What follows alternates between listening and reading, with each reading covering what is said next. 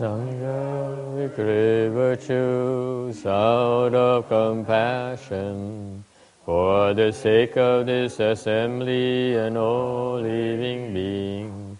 Please turn the wonderful Dharma wheel to teach us how to leave suffering, attain bliss and birth and death, and quickly realize non-birth.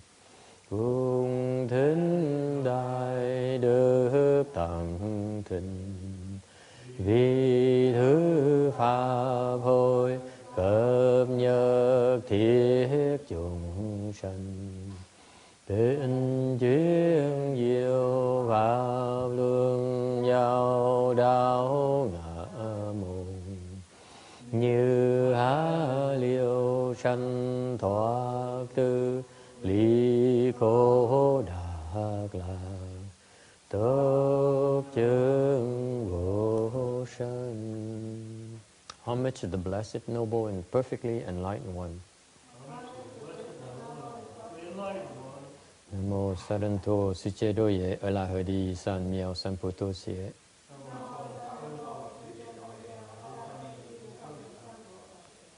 Namo Tạc Đạc Tha Tô Già Đà Già A La Ha Đế Tam Miệu Tam Bộ Đà Tọa.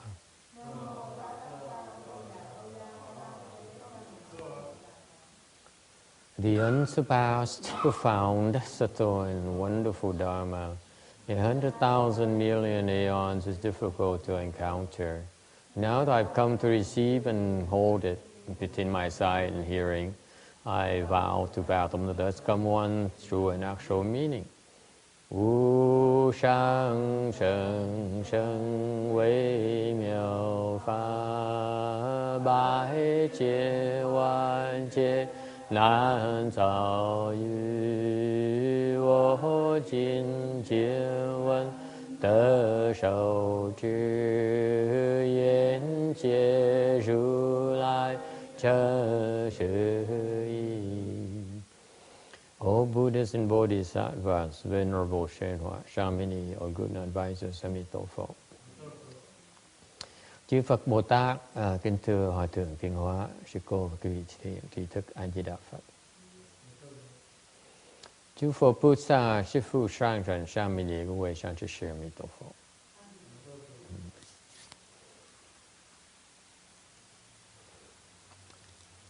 Okay, we are today is April the 1st, 2012.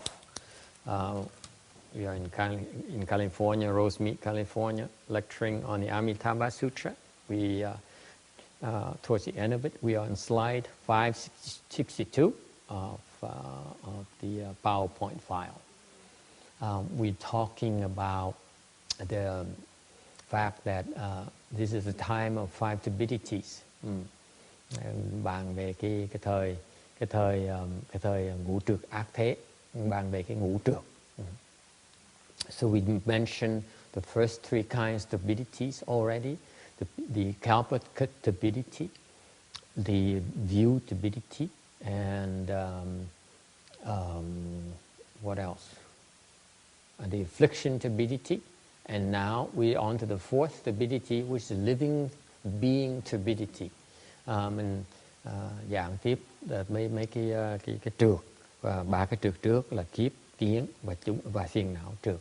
Giờ tới cái phần thứ 4 là chúng sanh trược.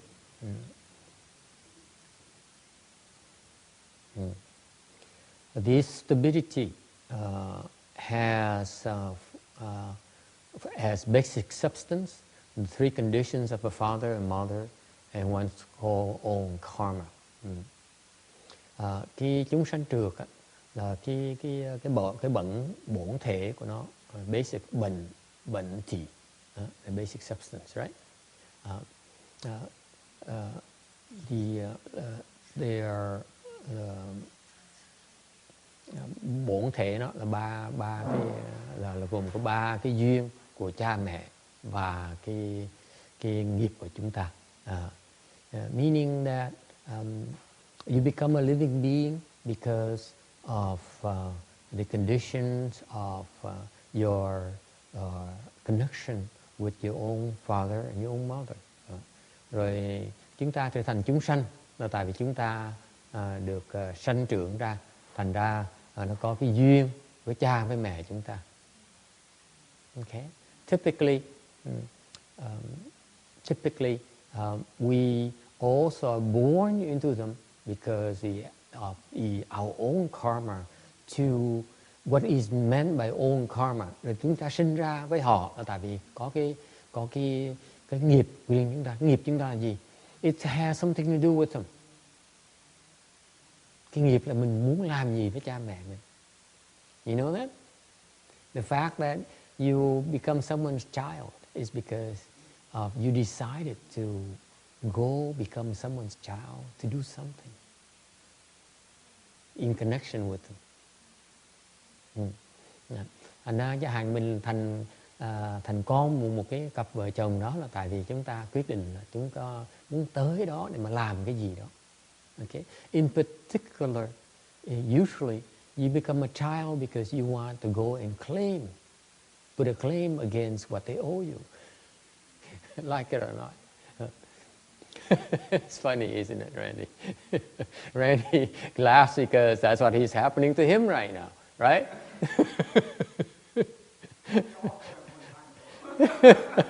Why is it all at the same time? Huh? And it's so obvious, isn't it? They refuse to get out of the house. Thường là tại vì thì con thường người ta tới mình làm con người ta là mình tới đòi nợ.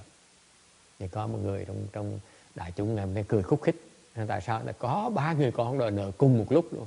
Nó lớn rồi, tóc nó bạc hết rồi, nó cũng chưa nhất định không chịu rời khỏi nhà. So that's the typical thing is that you go and file a claim against them. Another quite typical thing is that if you are really a true cultivator, you want to go become born into your mother's womb because you want to pay off your debts to them. You want to try to help them.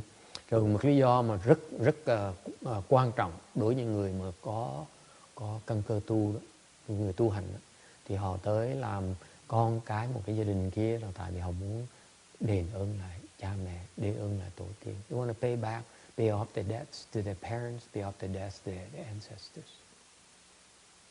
Okay? So that's meant by the karma. The karma meaning you want to do something in conjunction with your parents, in relation to your parents.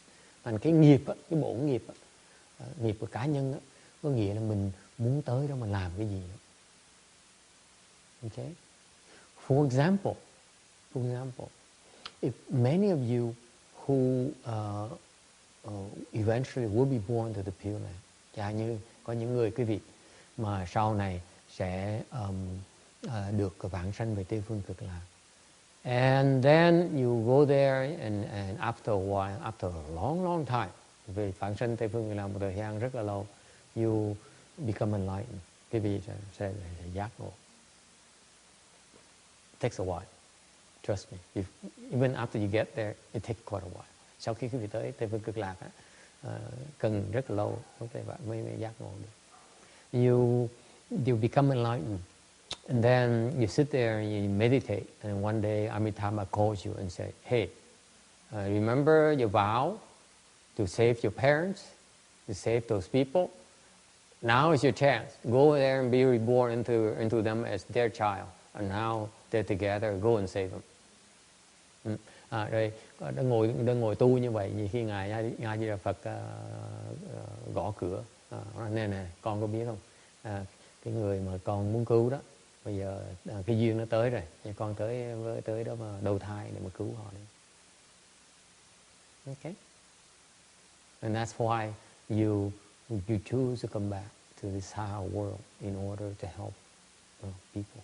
Thành ra mình nguyện trở lại, mình quyết định trở lại cái cõi ta bà này để mà giúp cha mẹ mình. Yes.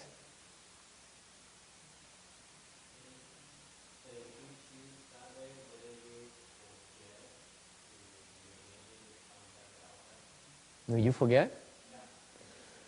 Most likely, I tend to forget, if you ask me personally.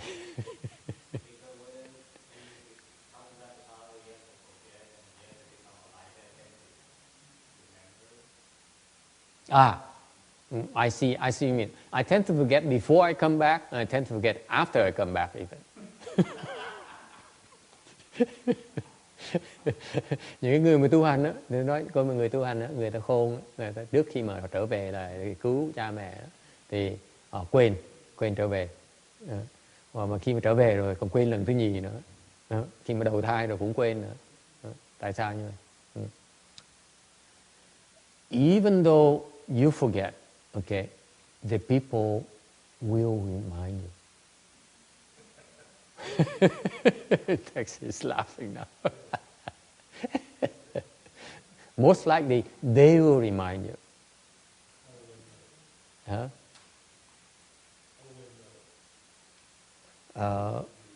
And someone else would remind them to remind you. We tell them to remind you. And then all of a sudden you wake up and say, oh yeah, that's right, I'm supposed to save my parents. Okay? Yeah. So that's what the karma is about. Usually it's not explained this way because to me it's the connection, the prior connection that the karma has to do that you decide, you resolve to do something about it. Okay, that's why you chose to come back. Thành ra cái nghiệp đó là cái mà mình nó có liên quan tới cái trong quá khứ rồi, mình chọn trở về để làm xong, hoàn tất cái bổn phận của mình, hoàn tất cái nhiệm vụ của mình. You come back to accomplish, to finish what to complete what you wanted to do. Okay? That's how you become a living being again. Rồi mình thành chúng sanh rồi. Okay? Yes.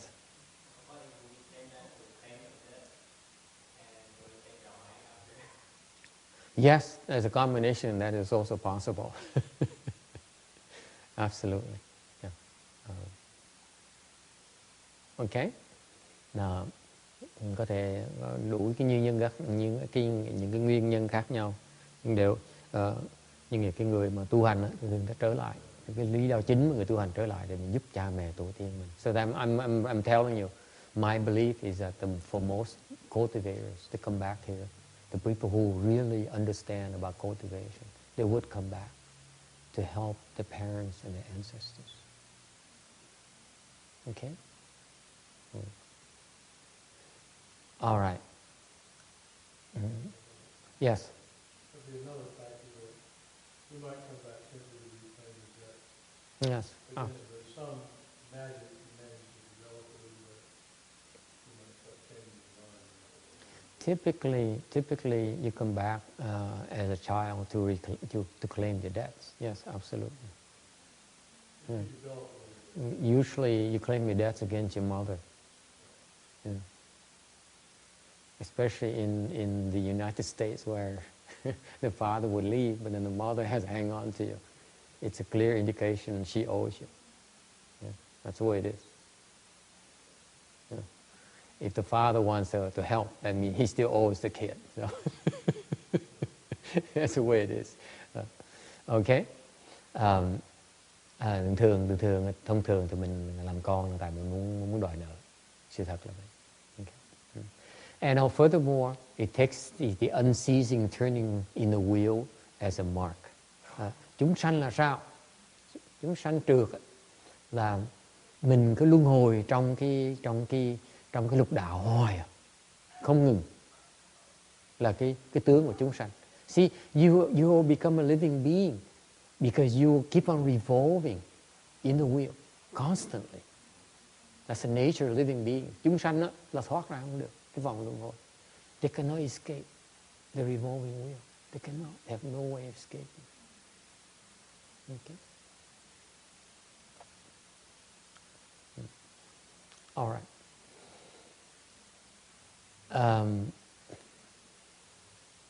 And you're living beings because you are confused by the 5 hips. I think we talked about the Skandas yesterday too, didn't we? Yesterday. Oh, excuse me. Now we're talking about Skandas again right now. Ngày hôm qua mình nói dạng kinh Kim Cang là dạng sơ sơ về ngũ ấm. Ngày hôm nay cũng nói về cái ngũ ấm. Tại mình, because we talked about living beings yesterday as well. Ngày hôm qua cũng bàn về chúng sanh. Yeah, it's ngày hôm nay cũng bàn về chúng sanh, là nói chúng sanh là bị 5 cái ngũ ấm nó mê hoặc. So the living beings are confused by the 5 skandhas. Okay. The 5 skandhas are number 1, form, ngũ ấm. Thứ nhất là cái sắc ấm. But here in Amitabha Sutra, we give you a little bit more details on the skandhas. Ở đây mình nói thêm chi tiết một tí về cái ngũ ấm là sao. Form. Form by definition. When you see form, you have a notion of form. There's a notion of feeling, connotation, solidity, and impediment. Okay. Khi mà quý vị nói về sắc á, quý vị có cái what's chữ I. Chữ is stop. Chữ là có một cái thể, có một cái thể chất. Okay. There's some kind of substance. Okay. Some kind of solidity. That's what chữ. Nó có một cái chất, có nghĩa là nó có đặc, nó có một cái gì đó chứ không phải nó trống. And because of that presence, it serves as an impediment. Okay? Và vì nó có cái thể chất đó, thành nó cản trở. For example, it impedes the movement of light. Chẳng hạn vì có cái thể chất thành nó cản cái ánh sáng. Okay? Một cái là cản trở. Okay? Sắc là như vậy. So form by definition has 2 aspects: solidity and impediment. Thành sắc nó có hai cái khía cạnh. Một cái là có cái thể chất, thứ nhì nó có cái sự cản trở ở trong. Tiếng nói tùng mà chữ ai.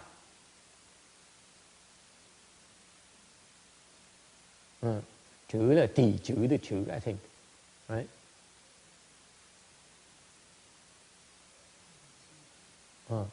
Chữ là the chữ is about there is solidity, there's something there. Can you explain that? Okay.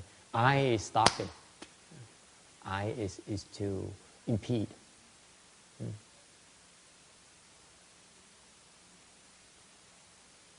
Okay? Now that's form. The second skandha is feeling. Feeling comes about. Cái thứ nhì là thọ. Mình có thọ, tức là cái cảm giác. Feeling is a form of reception. Okay? Of the 5 dusts. Thọ là cái cảm giác mà mình cái cảm giác mà nó tạo ra trong tâm chúng ta, tại vì chúng ta tiếp xúc cái ngoại cảnh, cái ngũ trần. Because we're coming in contact with the 5 dusts. The dust of sound, the dust of sight, the dust of the smell, the dust of the flavor. Today for lunch we had some Mexican food. Have you tried it? What do you think of the Mexican food today? Huh? What a surprise! Very international. Ngày hôm nay mình ăn mình ngũ trần là cái hình tướng, cái sắc, cái âm thanh, cái mùi vị. Ngày nay mình ăn trưa bữa ăn là theo kiểu ăn mễ tế cơ, mùi vị mễ tế cơ, vẫn còn nhớ như thường. Hoặc là cái hương sắc, hoặc là what else? What are the 5 dusts again? Sound, sight, hearing, smell and touch. Và cuối cùng là cái tiếp xúc, cái tiếp xúc. So the feeling arises because we come into contact with the 5 dusts, the external world, and because of that, the feeling surges within us. Thì khi chúng ta tiếp xúc với cái ngoại cảnh, cái ngũ trần đó, những cái âm thanh, những cái hương vị nó, thì cũng như mình một cái cảm giác như nó khơi lên tự động. Does it sound familiar? You don't realize that, huh? Feeling arises because of the arises naturally because of the contact we have with the external world. Okay. Thì cái cảm xúc là cái mà tự động nó khơi lên, mình không cần làm, bỗng nhiên nó khơi lên ngay lập tức. Okay. Number 3, thought. Thứ tư là tưởng.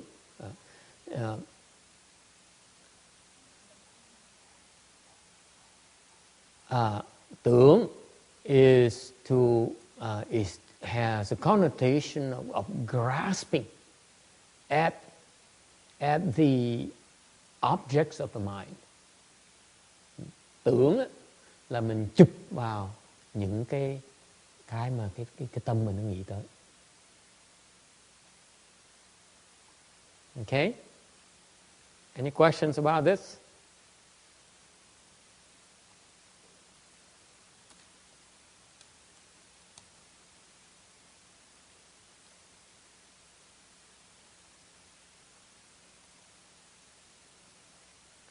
Xiang 是什么相？有人前面吗？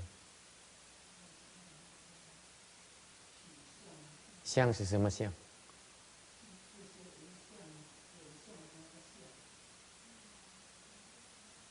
相，对。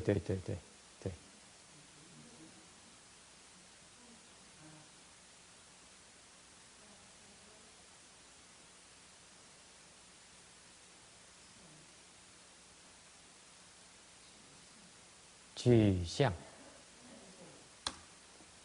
对 ，OK 好，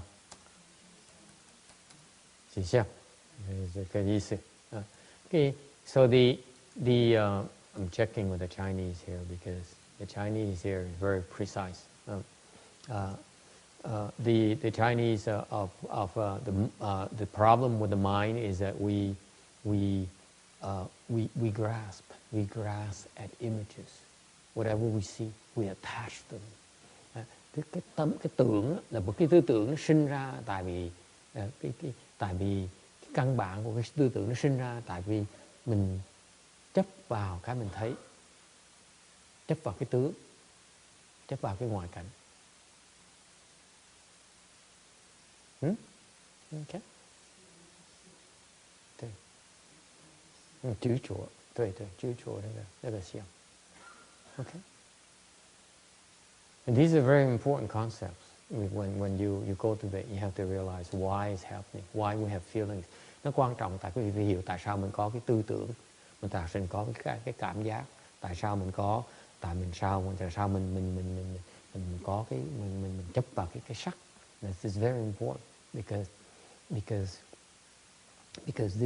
this tells you the nature why we have such attachments. Okay. In the idea of thought is because the conscious mind is six consciousness. Tại sao nó có tư tưởng? Là tại vì cái lục thức đó.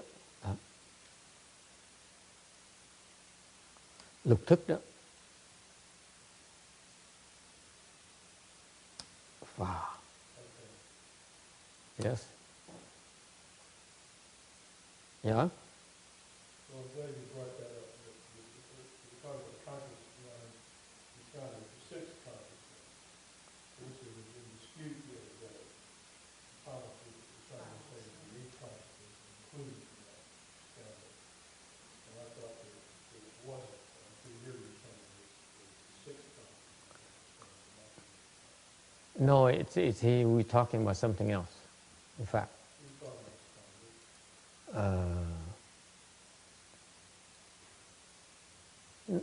No, we're talking later. I think we're talking in a different context. It's not about. Yeah, it's not about this. I'm sure it's Yes.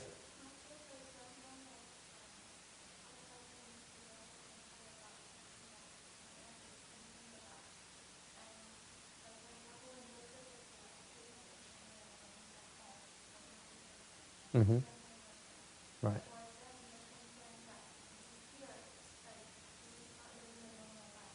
Mm-hmm. Mm-hmm.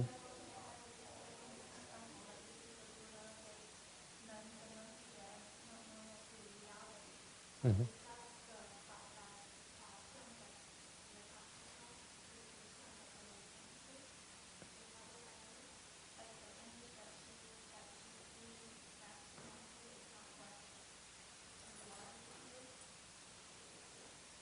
No, it's not about that. It's not about that. Their concerns is correct.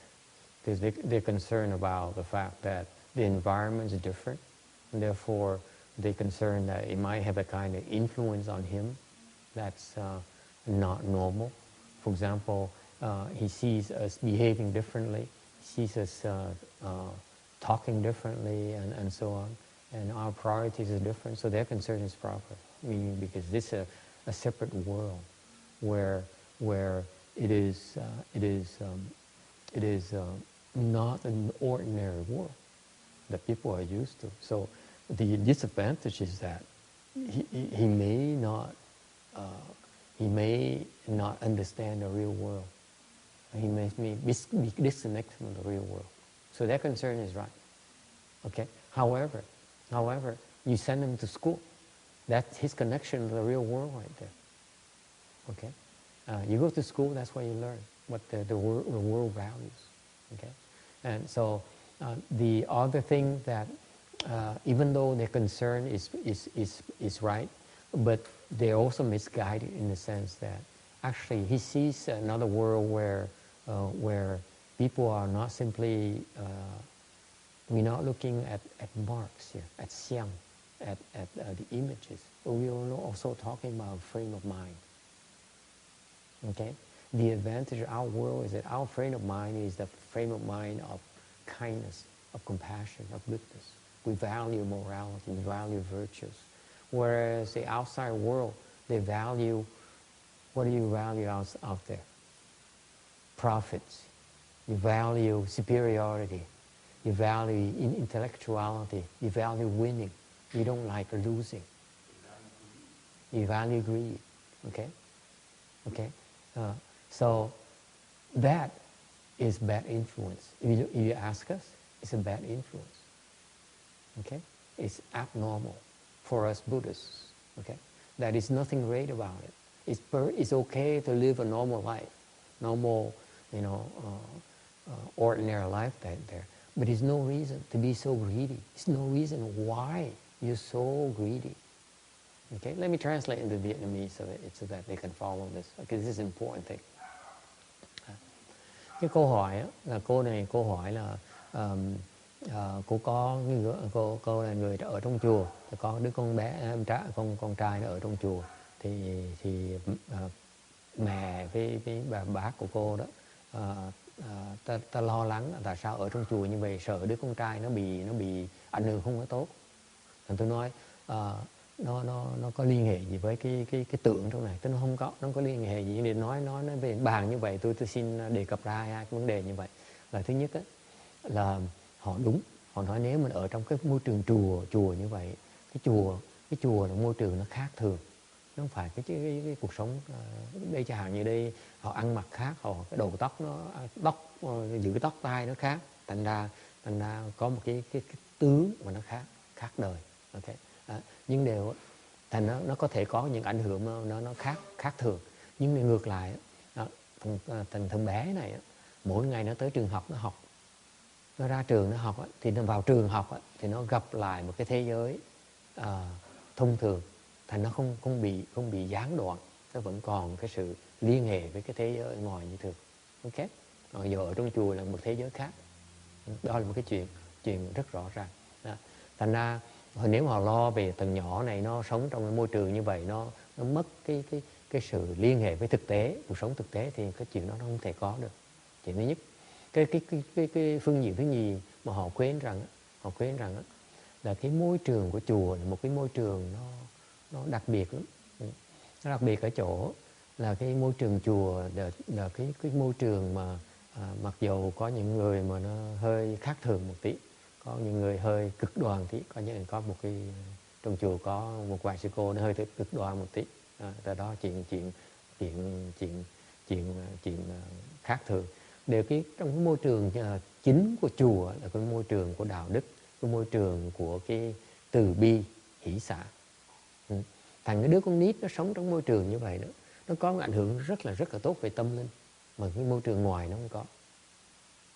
Okay. Thành thì ra nó ở trong chùa nhưng mà nó có cái lời dễ sợ, cái lời hai cái thế giới nó đều thấy hết, để nó tự chọn đấy. Yeah?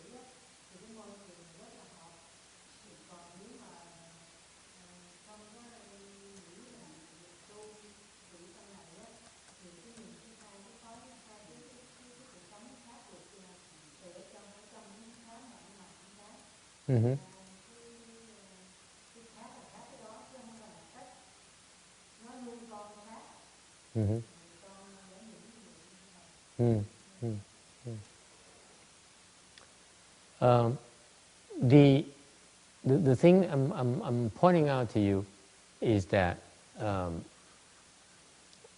to me, you ask me, I personally feel that is very beneficial. I never had this when I was a child, because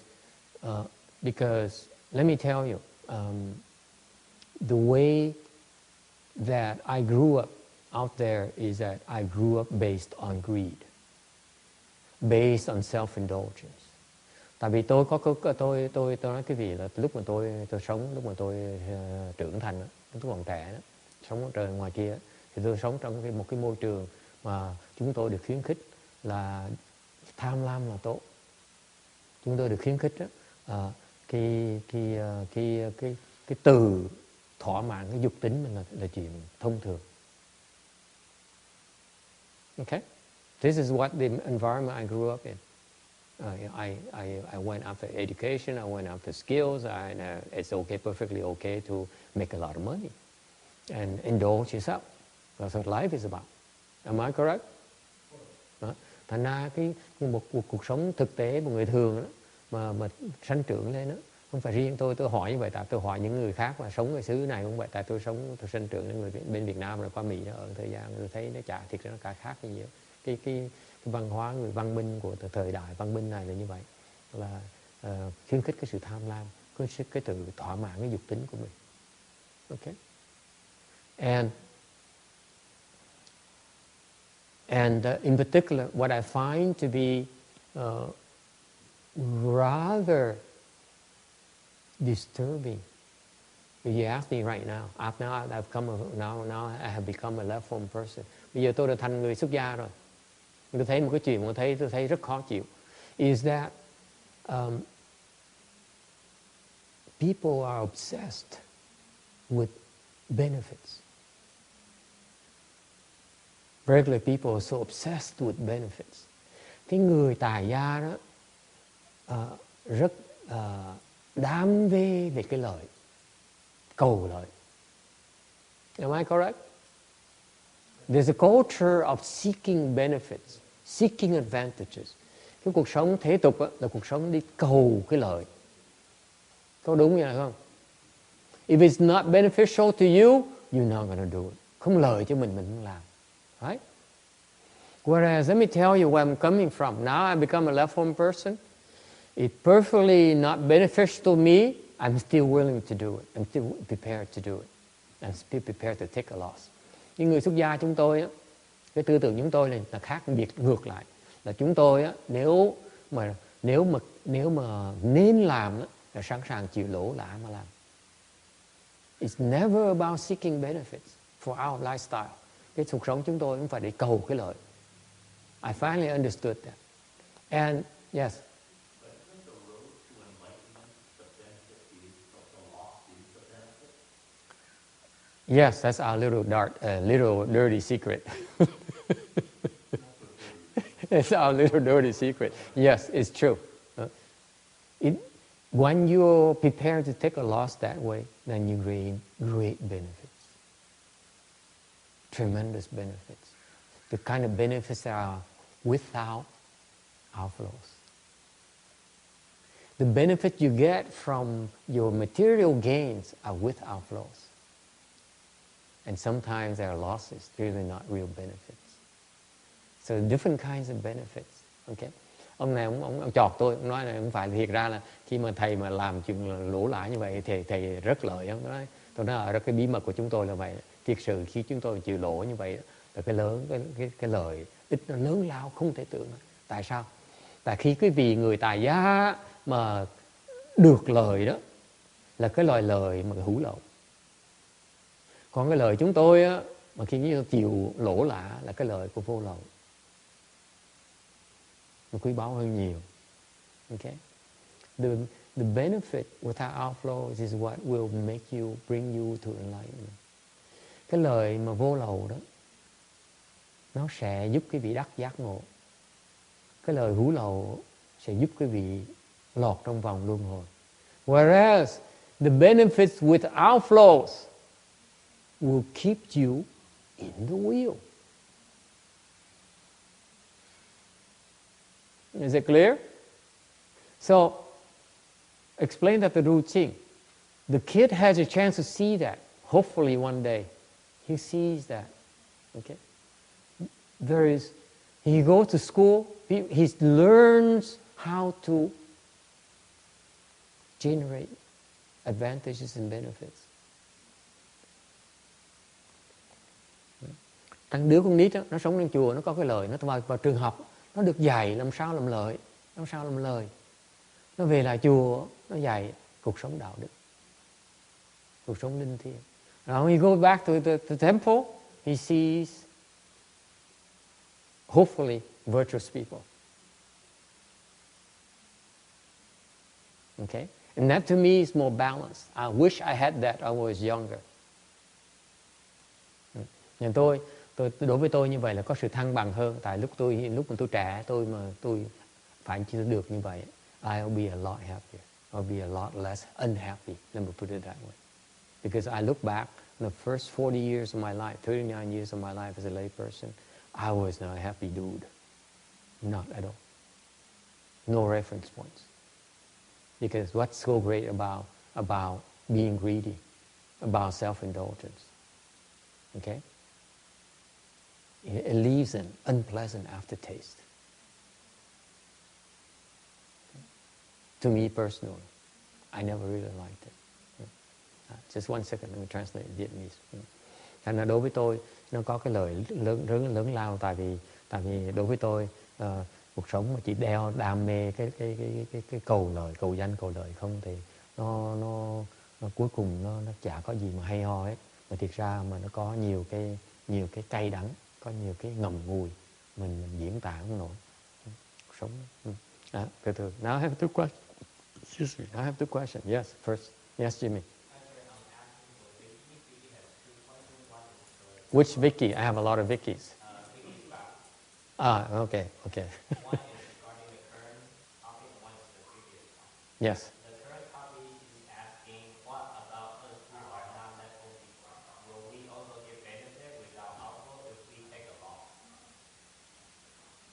No, it's too late for her. Tell her that. Cái bà hỏi, nói gì bây giờ các bà biết cái bà hỏi nếu những người tại gia chúng tôi, nếu mà chúng tôi mà cũng chịu lỗ lãi như vậy á, mình có được vẫn còn được cái lợi ích vô lậu không? Tôi nói tôi đùa, tôi nói là không có, bây giờ cô bà trễ quá rồi, bây giờ không cách nào mà có làm lại. Of course she does. Yes. Let me point out to you. This I'm not talking. Okay, let me tell you. Không phải là mình nói thôi nha. Let me tell you. We are doing it. We're not talking. Khi mình tu là mình làm chứ mình không có nói. Okay, and we do it first before we talk. Những người tu hành đó là làm trước mới nói sau. Okay. Mà you only talk about it because you asked about it, not to advertise yourself. Okay. Và làm khi nói là tại khi là cái duyên tới mình mới nói, nhưng phải nói để mình tự quảng cáo lấy. Okay? Because I try to tell my students that they ask me, why is I keep on doing stupid things? Why do you keep on helping these people who do not deserve to be helped? Như học trò tôi nó cứ trách tôi hoài, tại sao thầy cứ nhất định đi giúp những người mà thực rõ ràng nó không xứng đáng được giúp gì hết, mà giúp nó làm cái gì? Okay? And my answer is that I help because I'm supposed to. If I don't, who will? Tôi trả lời là tôi giúp là tại vì tôi phải giúp. Nếu tôi không giúp thì ai giúp bây giờ? Tại khi mình làm á, là mình cái chuyện gì mà đúng mình phải làm, mặc dù mình phải cần trả cái giá, mình phải cần làm như thường. So I'm saying is that you do the right things, okay? Instead of you do the beneficial thing to you. Mình làm cái chuyện đúng mình cần làm thì mình làm, chứ không phải mình làm chuyện lợi cho mình. Okay? So that's what I mean by without outflow. Thì làm như vậy mới có cái loại phước vô lậu được. Còn nếu mình làm những cái gì mình chỉ làm chưa muốn làm những gì có lợi cho mình thôi, dễ dàng cho mình thôi, cái phước đó là phước hữu lậu. Because please pay attention. If you only choose to do the things that are beneficial to you, are more conducive to you, more makes your life easier, more advantageous, you are only creating benefits with outflows only. You will not obtain liberation. Không thể nào đắc giải thoát được nếu làm như vậy. Nếu chỉ tạo phước hữu lậu thôi. Okay? What's the second question from Vicky? The question is regarding the parenting. When we are out of Saha world, will someone tell us, or will we have the knowledge of the prior connection between parents? Someone does. Our teachers do.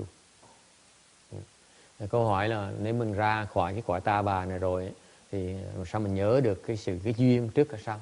Tôi nói thầy chúng ta sẽ nhớ. That's what you can count on. Your teachers will bug you to death. Thầy mình sẽ nhắc mình. Why is that? Tại sao ông thầy nhắc? Why is that? Do not think that that we like when we cultivate, like left home people that cultivate, the first thing we taught is we sever family relationship. Do not think that we abandon them forever. We only abandon them temporarily. Chào như cái người xuất gia là chặt cái liên hệ gia đình, ly gia cắt ái. Thì đừng có nghĩ rằng làm như vậy là chúng tôi chạy bỏ đâu, chỉ tạm thời bỏ thôi, chẳng phải chặt thôi. It's only a temporary severance. We come back and save.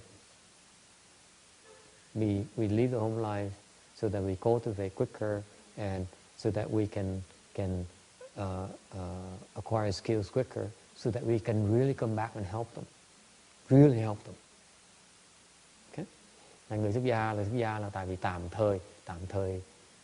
thời theo cái pháp để mà chặt cái liên hệ, để mà có tịnh tâm mà tu thôi. Để mà có tiến bộ cho lẹ hơn, thành đạo lẹ hơn, để mà sau trở về mà cứu, thực sự có sức để cứu người ta, chứ không phải để mà chạy trốn tránh trách nhiệm đâu. Theo routine that we live the home life because we want to acquire skills quickly, hone our skills quickly, so that we can save our family as well as living beings more quickly. Don't think we're running away from our responsibilities. Is it clear? That's not what we do. Okay? That's a misconception about left home people. Yes? Does that answer the question? Okay, I have a third question here. I have to go to my second question. Okay, có ngưng có câu hỏi thứ nhì. Yeah.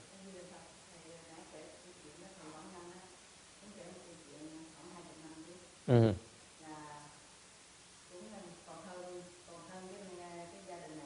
Uh-huh. Uh-huh. Uh-huh. Mm-hmm. Mm-hmm.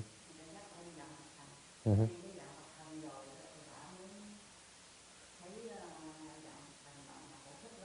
Mm-hmm. Mm-hmm. Mm-hmm. Mm-hmm.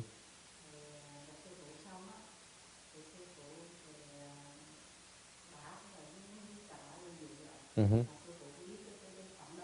Mm-hmm. Mm-hmm.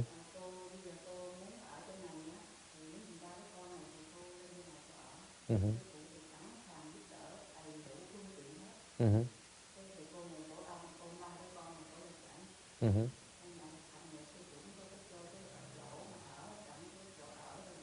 Người gì? Người Hoa là người ta? Người Hoa. Okay. Mm-hmm.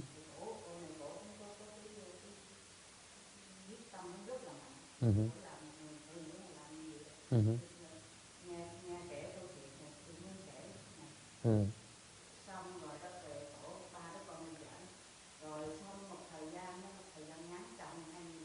Mm-hmm. Mm-hmm. Mm-hmm.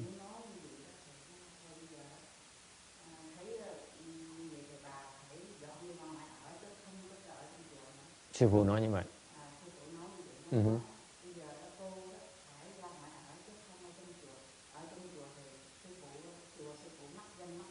Mm-hmm.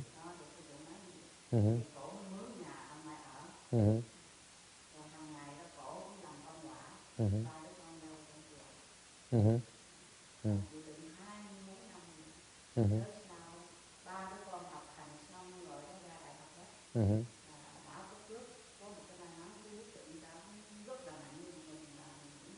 Mm-hmm. Mm.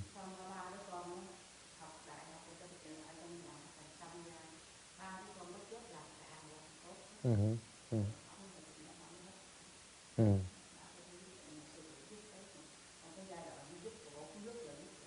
Mm. Mm.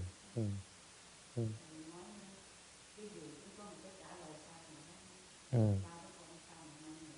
Mm.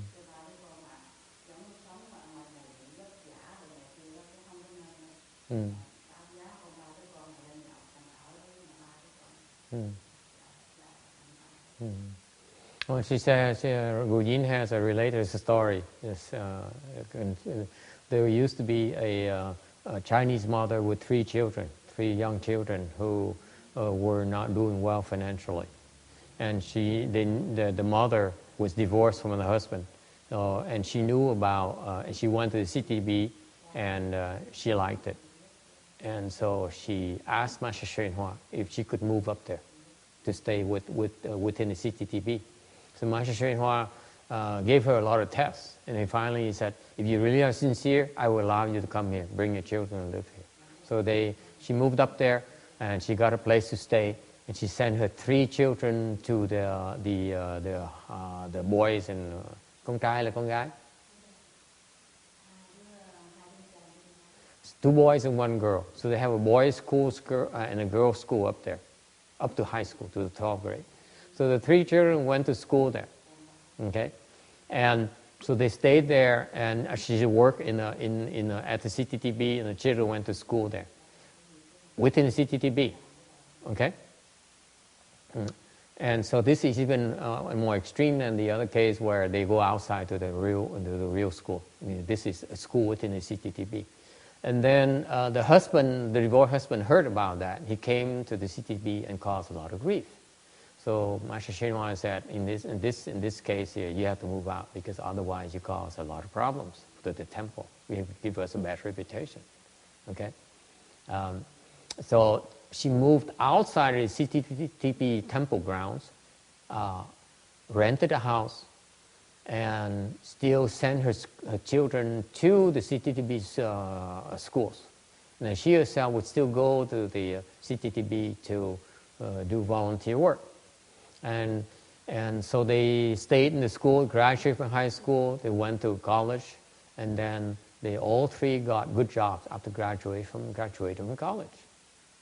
So this is an example. She says that that the three kids who stayed there in their entire the youth and decided to be lay people, so they didn't become monks. None of them become monks and nuns. Okay, so let me tell you that not everyone is impressed with the left home lifestyle. Nên kể cho they're not impressed. You know how great we are? We feel we're great, but not everyone is impressed. So tell Ru Ching that. Not everyone is that. I would tell you right now, Joseph is not impressed, the least impressed with us. It's a fact. You cannot teach him otherwise. You cannot convince him otherwise. Translate that. Huh? Yeah, what? You know what? Saying about what? Oh, tell her that that no, not everyone is impressed. Even the children, the three children who stayed within the CTTB and went through high school there, and they decided didn't want to become left home people at all, and even though they're under great influence, receive great influence from them, and let me tell you, Joseph now is even less impressed than these boys and girls. Trust me. That's the way Joseph is. He has his mind of his own.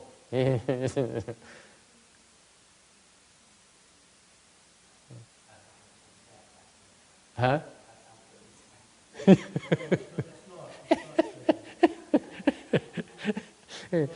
actually it's the right thing. Because they grew up there, they had that time, and they probably wanted to live a lot of adults there, just by being there at that age. And then they wanted to be themselves for a while. Yeah. It doesn't mean they have to go imprison themselves in months and months. Yeah, yeah. And contrary to what people think, the monks and nuns are not out to recruit and turn everyone into monks and nuns. We're not. We don't do that. We don't do that. I explained to Ru Ching that we don't recruit children so that we brainwash them so that they become monks and nuns when they grow up. That's not what we do. We want them to have a decent life and follow their dreams. Okay? That's what Buddhism is about. Cái Phật pháp không phải để mà tuyển chọn con nít để dụ nó làm sư, làm ni đâu, không có đâu. Phật pháp là khuyên quý vị, dạy quý vị cái sự hiểu biết để quý vị theo cái mộng của mình, theo cái nguyện vọng của mình.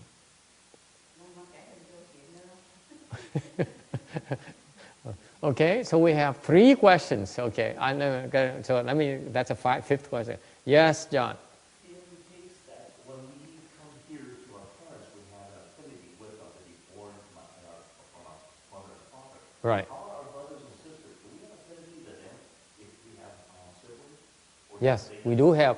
I simplify the picture extensively. You do also have affinities with them. Sometimes you go there so that you together with your sibling, you can gang up on your mother and father more effectively.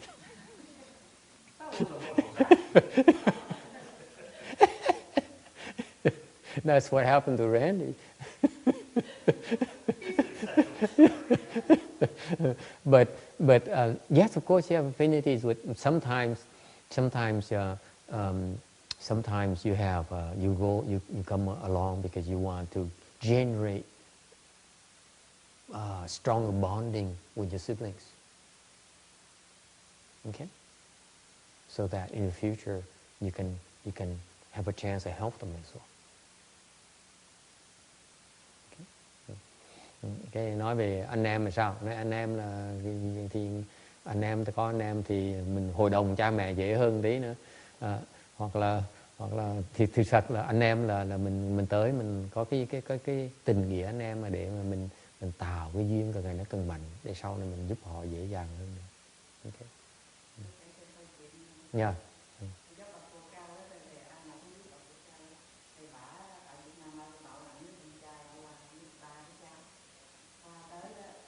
Bà cô Cao là bà nào? Hả?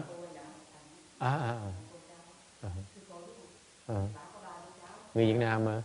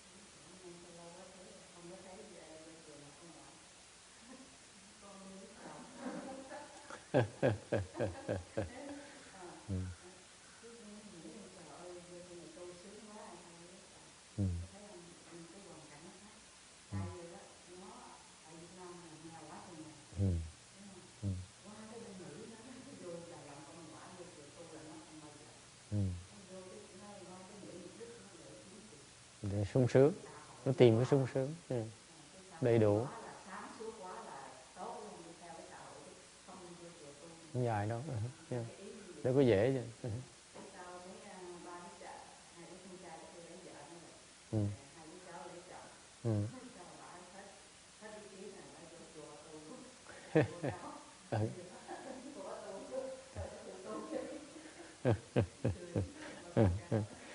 She also, Gojin has another story with CCTV as well. There's a Vietnamese lady who sponsored her 2 sons and a niece to the CCTV. As soon as she brought them from Vietnam, they're very poor in Vietnam, so they brought them to CCTV and put them right into the CCTV, wouldn't let them outside. So they stayed and grew up within the CCTV. Her hope is that all 3 of them will become left home people. Tell Ruching that.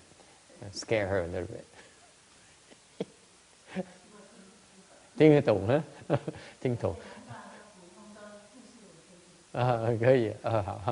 And then so her objective is to turn them to 2 monks and a nun. Okay, she thought it was the most lofty thing that could happen. And guess what? When the niece was about 17 or 18, Yin ran to her and said, "Well, so what? How are you?" She said, "Yeah, I don't want to stay here. I want to get out and get married." So it turns out that these children, none of them became monks or nuns because they came here and they realized in this country in U.S. It's very easy. You have a much better life than back there in Vietnam. So they're going to miss up on the opportunity. Okay, so they're not going to give up their lives, their secular life, for some kind of left home people lifestyle. They don't buy into it. So none of them became monks and nuns. So she failed miserably, and she herself became a nun, I think. Sao bà có xuất gia không? Bà có xuất but she stayed within the temple. She herself didn't want to become a left home person. How about that? And she wanted her children and niece to become a left home person. They're not easily fooled. Dù con chó không phải là dễ đâu. Không có dễ đâu. The fact of the matter is that this is why in Buddhism we don't force people to become left home people because we know that it makes no sense. Unless you have prior conditions, can't force it. Tại vì bên Phật giáo không có cái chuyện mà ép người ta, ép con cái làm thầy tu đâu, đi tu đâu. Cái chuyện đó là chuyện người không biết mới ép người ta thôi. Cái Phật giáo đi tu là cái duyên, nó như duyên nó lớn, dễ sợ mới đi tu được. Phước báo lớn lắm. Tránh cái khổ, cô không hiểu, người ta cô không hiểu rằng cái nhân duyên đi tu là cái đại phước mới đi tu được, biết không? Muốn đi tu là phải từng vào chùa cúng dường đời kiếp rồi đó mới đi tu được. You know that in order to lead a home life, you must have come to the temple and made offerings to the temple many lifetimes before you have a chance. It's not that easy. Khó lắm. Không phải là dễ đâu. Đừng có tưởng là dễ đâu. Dụ nó không được đâu. You can try all you want. You cannot. You cannot entice them. Okay? Yes. Yeah, Su Jing. 有问题吗？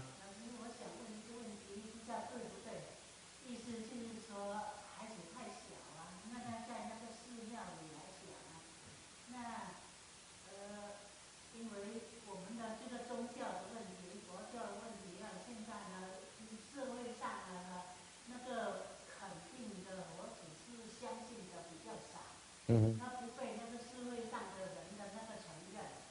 然后我就觉得说孩子太小了，在我们庙里边的时候，他在外面的学校读书。如果换国城来讲，那孩子还可以，因为他那3个学校都是谢州上人办的，办国城办的，我们这里的是不同。所以我就说，就怕孩子太小的时候，心里面好像心理上会有一些那个怕以后好像说心理上的一些问题。他受到孩子们或者是同学朋友们的嘲笑什么，不要说什么好像我年龄这么大了，我在我朋友中他们有的还要笑我。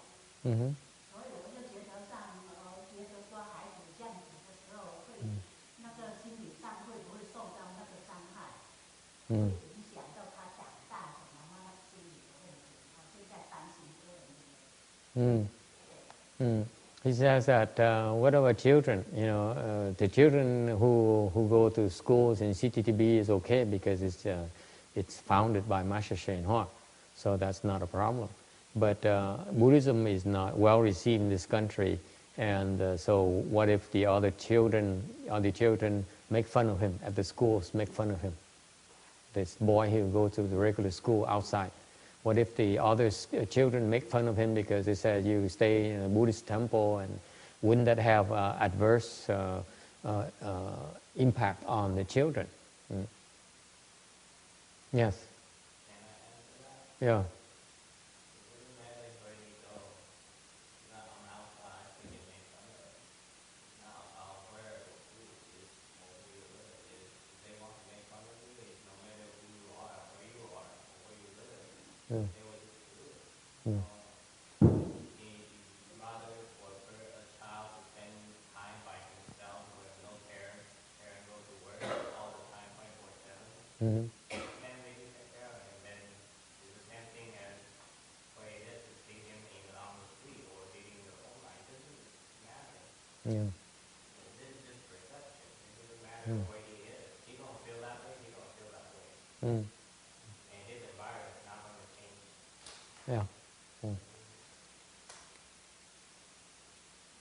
Did you get that?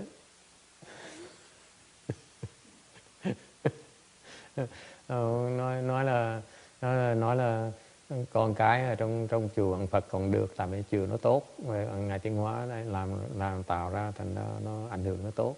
Nhưng điều cái Phật giáo là cái mà tin cái tôn giáo mà cái xã hội này nó không được coi trọng lắm. Lỡ đứa con nít bây giờ nó ở trong chùa này, nó ra người nó học ở trường á, mấy đứa con nít khác nó chọc quê nó là cái này nó có cái ảnh hưởng xấu cho con nít là không. Câu hỏi là như vậy. Thì người cha mới trả lời đó, mình khi mà mình cái chỗ nào nó có cái vấn đề của nó, mình đi tới đâu nó có những vấn đề khác nhau.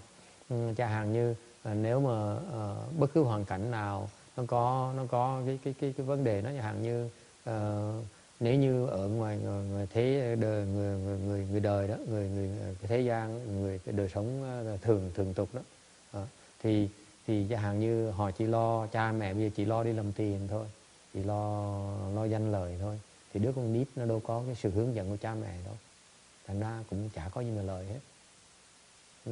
Nó không có được cái sự hướng dẫn đàng hoàng, nó có cái gì không phải không lời không, nó có những cái tai hại nó lớn không thể tưởng.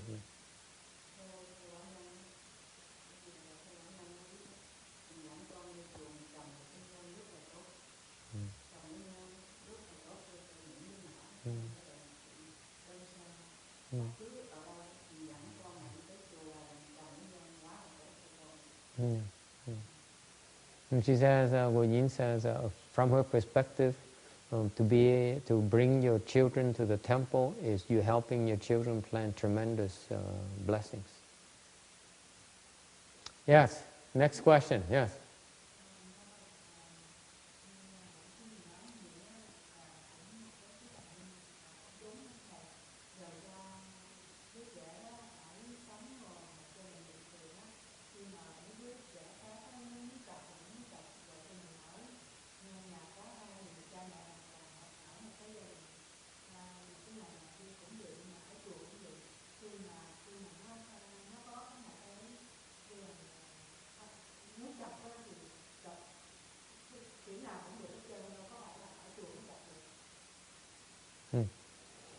So she says that Chien Kai, Venerable Chien Kai says that even though the other children may make fun of the boy or the children here, but it doesn't matter because the other boys will make fun of them regardless of where they stay anyway. They're going to pick on, whether they want to pick on them, they're going to find something to pick on. It's not a big deal. Okay. You get it or not?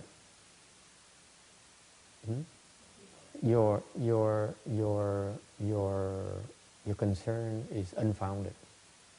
My straight answer to you is unfounded. There's no reason for that. Because here's my observation. I'm going to ruffle some feathers. Okay. Bây giờ tôi xin chia sẻ quý vị một cái cách nhìn của tôi, cái mà tôi được quan sát. I find that most parents do not know how to raise their children. Tôi quan sát rằng cái người cha mẹ, bậc cha mẹ không biết dạy con. Okay? That's my observation. I have yet to see effective parenting. This is come from a guy who's never been a parent, okay? Let me clarify for you. I've never been a parent. Tôi không phải là bậc cha mẹ, chưa bị làm cha, okay? Nhưng sau khi tôi tu rồi, and I hated children. I didn't like children. That's why I didn't want to have children. Lúc mà tôi còn người tại gia, tôi lập gia đình là tôi nhất định muốn có con, không thích muốn có con. When I was a lay person, I did not want to have children because I realized that I couldn't take care of them. Tôi biết tôi không đủ sức mà dạy nó. I couldn't teach them. Okay, that's my decision. I said, I don't know how to teach children. I don't know how to take care of them. I don't know how to teach them. I don't know how to guide them. Rồi lúc trẻ, tôi đã quyết định là tôi không muốn có con tại vì tôi không biết dạy tụi nó, không biết hướng dẫn tụi nó. Không muốn cái sự làm hại cuộc đời nữa. Okay, and for some reason, my decision was very, very young when I first got married. That's why I said no children, period, regardless.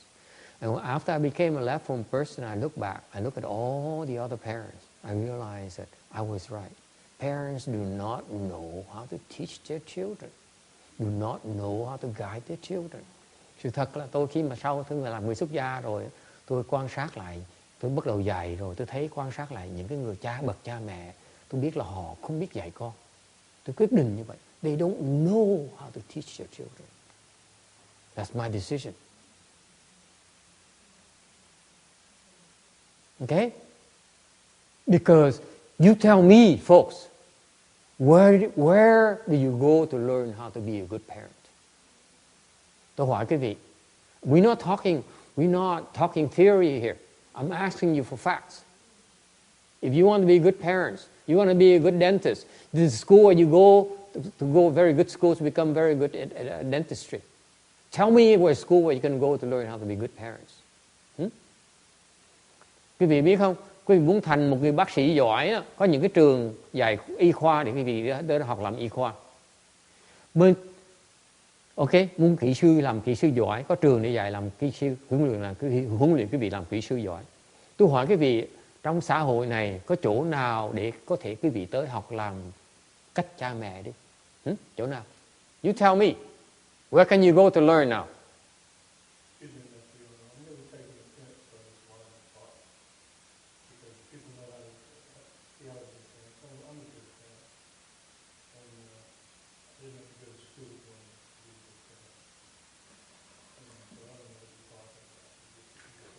The overwhelming majority of the parents do not know how to take care of their children. I apologize if I say so absolute terms. What I meant is that the overwhelming majority of the parents do not know how to teach their children. That's my observation. You're right. I'm not saying everyone. I'm saying the overwhelming majority is my claim.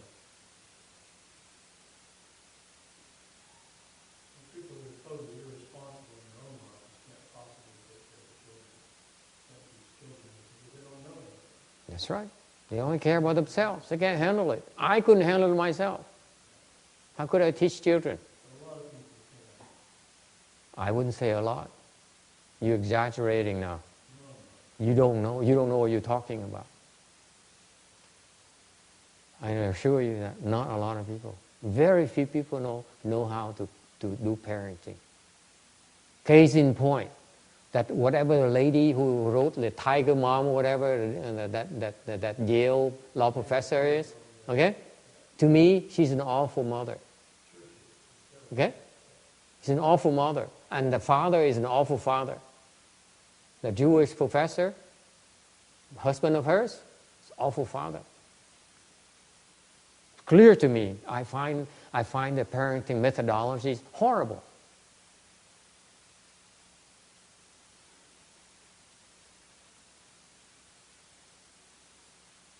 Okay? These are the elite people. These are leaders. These are the people, the kinds of people that tend to be considered role models for society. They don't know how to do parent. I don't know how to parent properly.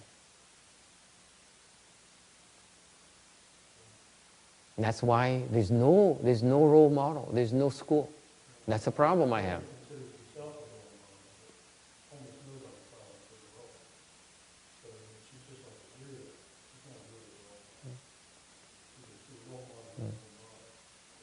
Thì ông nói ông không đồng ý với tôi, ông nói là ông nghĩ ông là một bậc cha mẹ đàng hoàng. Tôi không đồng ý với ông, như là tôi không dám nói cái đó. Nên tôi nói tôi xin lỗi, tôi nói là cái chuyện cha mẹ, cái ý tôi nói không phải là tất cả cha mẹ đều sai. Tôi nói phần đa số cha mẹ không biết dạy con. Tôi cảm thấy như vậy. Những cái người, tại vì tại sao không có chỗ nào mà dạy chúng ta, chỗ cái trường nào mà dạy chúng ta làm cha mẹ. The problem I have with society is there's no place where we can go to learn how to be good parents. Why is that? We invest so much in training engineers, training doctors, training lawyers, okay? Damn good ones. You pardon my language. But we don't invest in training parents.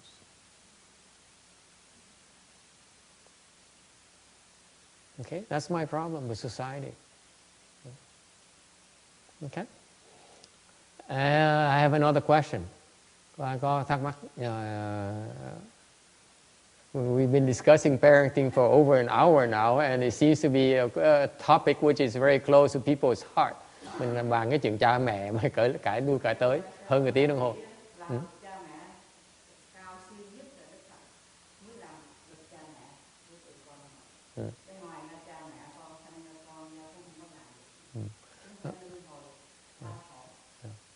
The Goyin says, from her perspective, the best parent is the Buddha. You disagree with that text? I don't disagree with it. I just think this discussion is just ridiculous. All the comments are silly. It's totally impractical and it's like silly. In a school for parents, it's just idiotic. In a school, who's going to be the person that decides who's a good parent? Stalin or somebody? And, you know, it just doesn't make any sense. And only busybody, middling, creepy people want to teach people how to be parents. You're wrong. You're wrong there. I'm not wrong either. No, you're wrong. You're wrong. Let me tell you why there's no school for parent. Your answer is wrong. There's no school for parent because no one knows how to be a good parent. People know how to be a good doctor. You know how to be a good engineer, but no one really knows how to be a good parent. You decide yourself you're a good parent, but you ask the next person, he may disagree with you. When you talk about a good doctor, good scientist, everyone agrees. The majority of people agrees. But it's very hard to find... What? You disagree.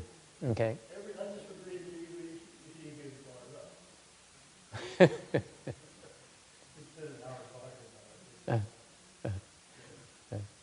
You're in a minority. People seem to have an opinion about this. That is different from yours. So.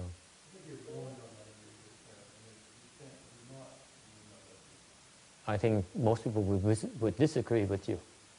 You're not born being a good parent. No more than you're born being a good engineer. You have to learn how to be a good parent. You have to learn how to be a good engineer. It doesn't work like that. I think you're off the tracks. Yes, John? You know, there's only one problem with Buddha being a good parent. Yeah. Never would have kids. Yeah, but he did have children. Yeah. Yeah, Buddha had children. Yeah.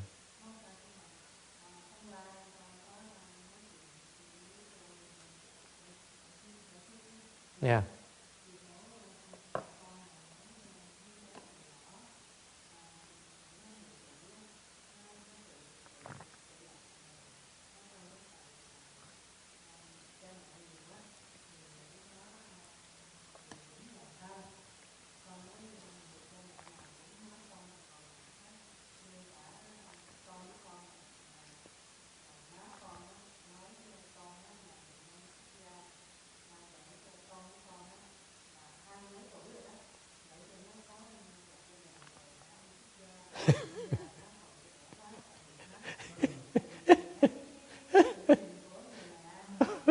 Viện đủ cớ hết. Viện đủ cớ hết. Không có cái lý, làm cái lý ra cho được.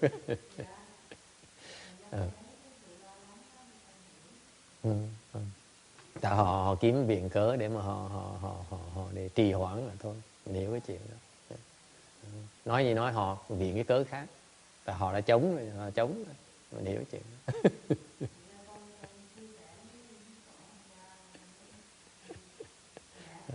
Nói cũng vậy thôi. Nói cũng vậy đó. Khi mà họ quyết định rồi họ chống là chống.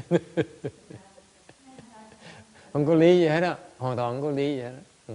Nó thành thực tôi nói là tại tôi nói không phải là mình tự bào chữa. Mình nói là thì sự thật là vậy đó. Nó có cái thăng bằng. Cái cuộc sống ngoài đó, cái cuộc sống thế tục đó, nó thiếu thăng bằng. Nó thiếu cái đạo đức. Thành đừng nói chuyện ở trong chùa mà dẫn đứa con nít tới chùa thôi, nó có được cái ảnh hưởng, nó thấy được cái con người đạo đức. Lâu lâu nó liếc được cái đạo đức là cái gì. Nó ảnh hưởng rất là tốt. Những người với con nít nó vào chùa đó, những cái lúc mà tôi vào Làng Thành, nó có những cái đứa con nít nó vào học trường trung học đó, đa số tụi nó là người đàng hoàng, tại nó thấy cái đàng hoàng là cái gì. Mặc dù nó thấy ông thầy vẫn là sân si, rồi cũng sân hận, rồi cũng là tham lam này nọ, nhưng đều nó ngược lại, nó có cái không khí của cái thiền đó, nó có sẵn ở trong đó. thành cuộc sống tụi nó thành người nó có thăng bằng hơn một tí. Ảnh hưởng linh thiêng nó quan trọng lắm, người ta không hiểu cái chuyện đó. Người ta chỉ lo chuyện cái chuyện là người ta sợ xuất gia, sợ ăn chay nào đó, chứ người ta không hiểu được cái lời lộc của cái cuộc sống linh thiêng, của cái sự lương thiện, của cái đạo đức. I'm pointing out to you that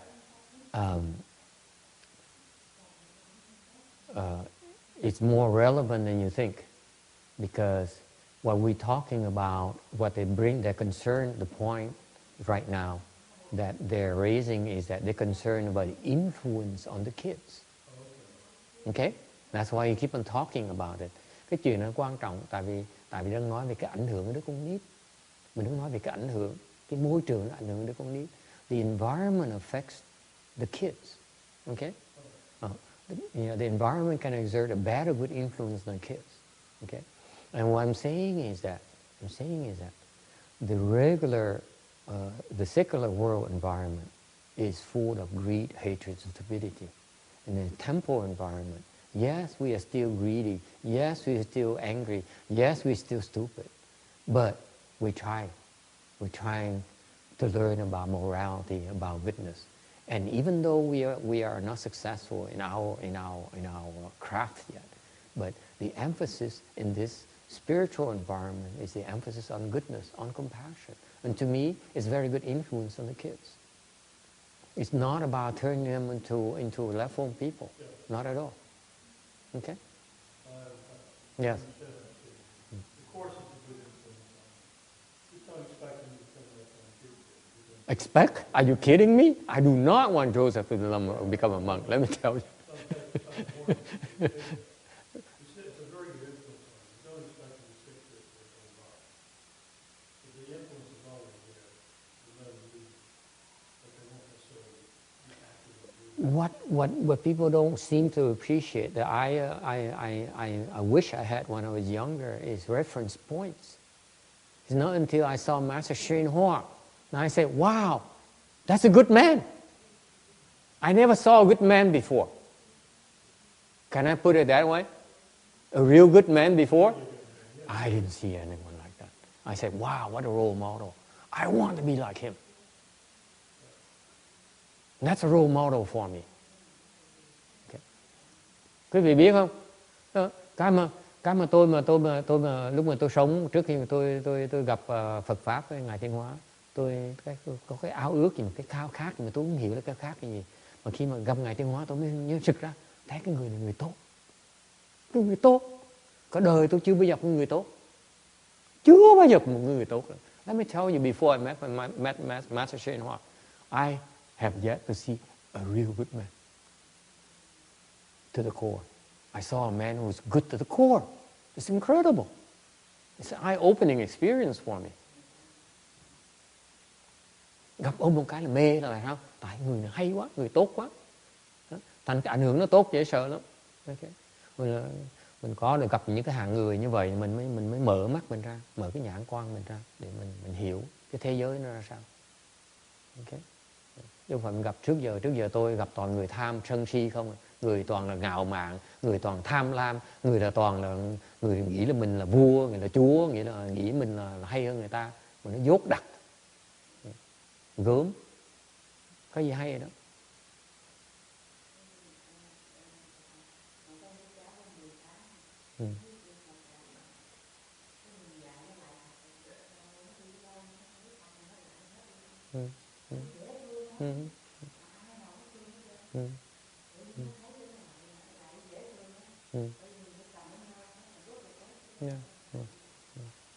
So again, in the spirit of influencing children, one of the good influence is the environment as well as role models.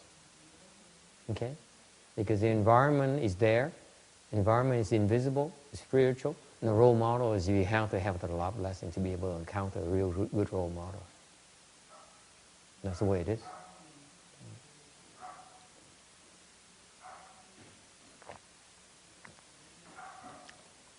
Okay, are we done here? Shall we move on? Or shall we? Are there still unresolved questions, concerns? We need to move on from parenting issues because we have an objection here.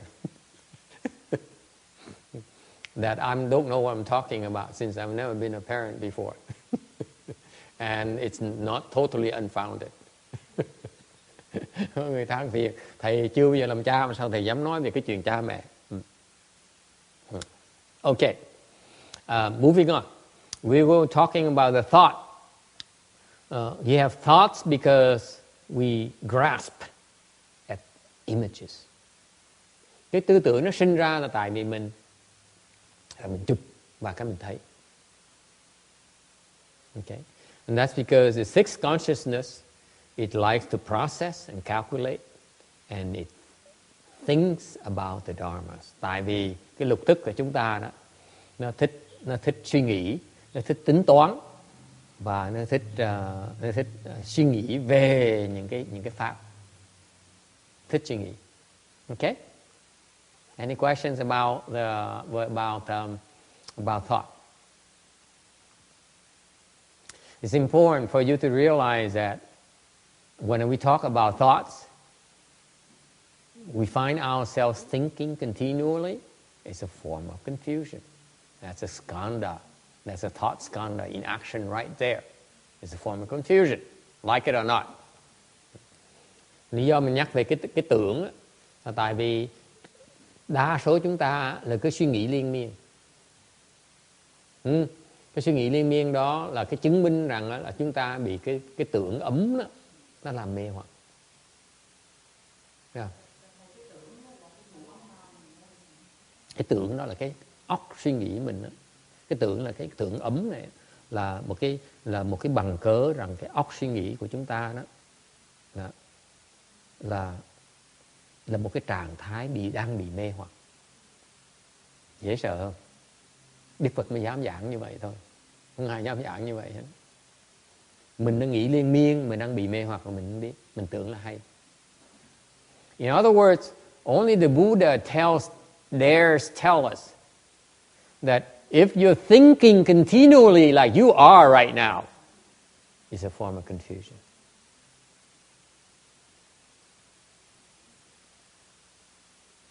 Questions about that? Ai thắc mắc về chuyện này không? Okay. Suy nghĩ liên miên và đang bị mê hoặc. Think about it, folks. Thinking continually is a state of confusion.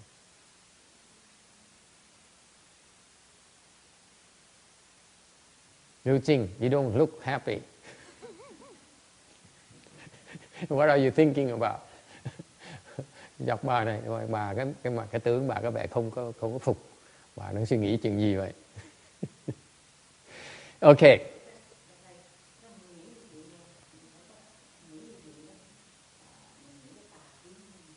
Không phải tà kiến. Tại vì mình cứ chụp, mình cứ lo hoài, Cái nghĩ là phải nó lo, mình đang lo.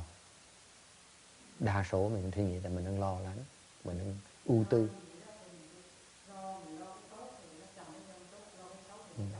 Đúng. Thành ra tại vì bởi cái đó đúng.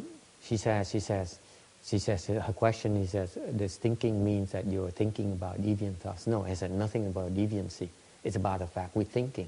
So then she grabbed on. She says, then in that case, then shouldn't I be thinking about the good stuff versus the evil stuff? So that when I think about good stuff, then I'm planting good seeds. I say, absolutely. Since you're thinking anyway, you better get rid of the evil thoughts. Cái đó rất là quan trọng. Cái đó rất là khôn ngoan. Tại vì mình đang suy nghĩ, hiểu không? We are in a state of confusion. We cannot escape it. That, you have to be clear about that. Mình đang bị mê hoặc, thành mình chọn cái mê hoặc để mình thoát được cái mê hoặc đó. So you have to be smart. You choose the right kinds of thoughts so that you can escape the state of confusion. Thành ra mình chọn nghĩ vào chuyện thiện thì mình mới thoát được cái mê hoặc đó. Nó rất là đúng. Okay? All right. Very important. Very good. Thank you. Cảm ơn Quang Ngân. Cái tư tưởng rất là hay. Number 4, formation. Thứ tư là cái hành. It has a flowing connotation. Hành là nó có cái sự có sự lưu chuyển, có sự chuyển vận. Okay? Evolution, nó đang đổi, nó đang di chuyển. It's moving. Okay? That is because our seventh consciousness, it likes to evaluate and discriminate thought after thought. Tại vì cái đề thức của chúng ta đó thích tính toán, thích mưu mẹo, thành ra cứ tư tưởng tới tư tưởng khác là muốn tính toán, muốn tìm cái lợi. Okay. Bởi vậy vì đang cầu, thành ra nó phải chạy theo. See? Because the seventh consciousness is seeking, therefore it's running after things. That's why it's changing. That's why it creates the flowing. Okay? Tại nó đang cầu, nó đang chạy theo, thành ra nó tạo ra cái sự di chuyển của cái thế giới này. Okay? And finally, the five is a consciousness. The fifth skanda is consciousness. Cuối cùng cái thức ấm. It has sustaining connotation. Có cái chấp trì, có ý nghĩa chấp trì. Meaning that the eighth consciousness sustains the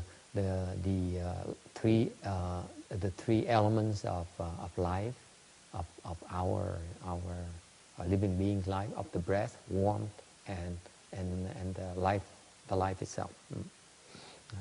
Tại vì cái để bát thức nó có ba cái khía cạnh của cái ấm và cái hơi thở và cái sinh mạng. Okay? Any questions about this? Ai thắc mắc về chuyện này không? Okay. Now, in terms of why is formation a skanda? The formation skanda is a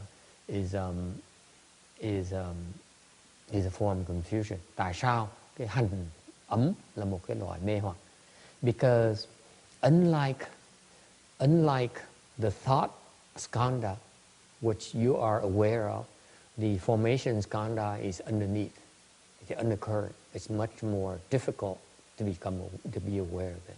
Okay. So the confusion, the point about the formation skanda being confusing is that it tells us that the confusion has a deeper level than you think. Cái hành ấm nó tạo sự mê hoặc, để chứng minh cho quý vị thấy, Đức Phật dạy cho quý vị thấy là cái hành ấm là một cái sự mê hoặc mà nó rất sâu xa, mà chúng ta rất là khó thấy. And furthermore folks, the ultimate, the deepest level of confusion is a consciousness skanda. Và cuối cùng cái thức ấm, cái tầng lớp của cái sự mê hoặc nó sâu nhất và khiến chúng ta bị đọa trong làm chúng sanh. And finally, the consciousness skanda is the deepest layer of confusion that causes us to become living beings. Cái thức ấm là nó tạo cái mê hoặc để khiến chúng ta trở thành chúng sanh.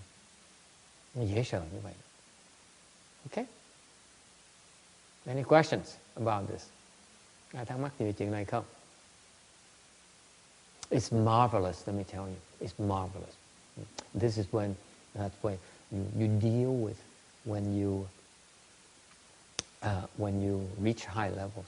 Khi cái kiến thức này nó cực kỳ quan trọng. Tại khi quý vị mà trình độ cao nữa rồi phải hiểu những cái này mới thoát được, mới đắc được giải thoát.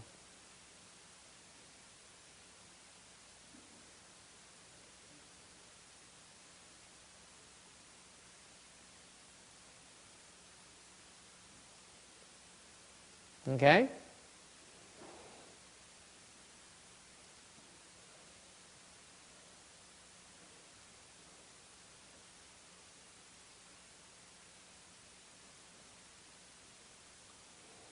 Living beings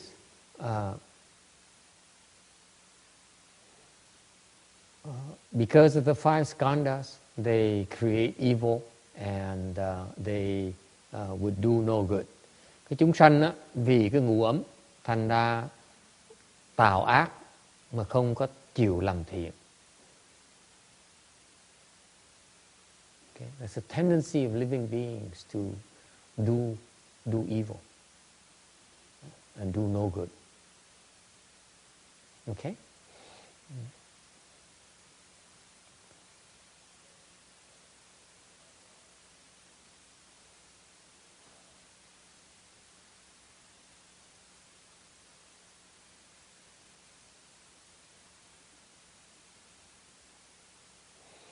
Okay, and the five skandhas cover up the true nature, and that's why we confuse.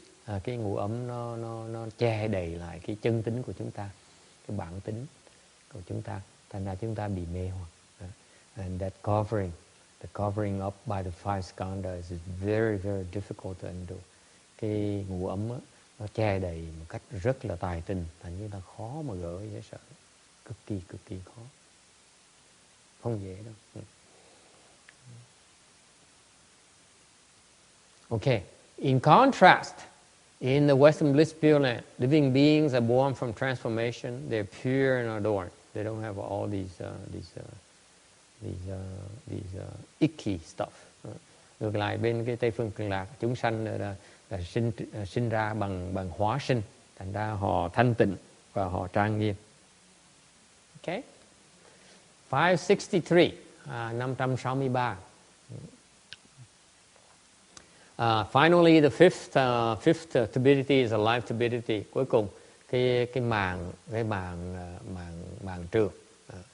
It takes reception of warmth as a basic substance. Cái màng trược á, là sự thọ nhận của cái ấm làm cái bổn thể. Okay?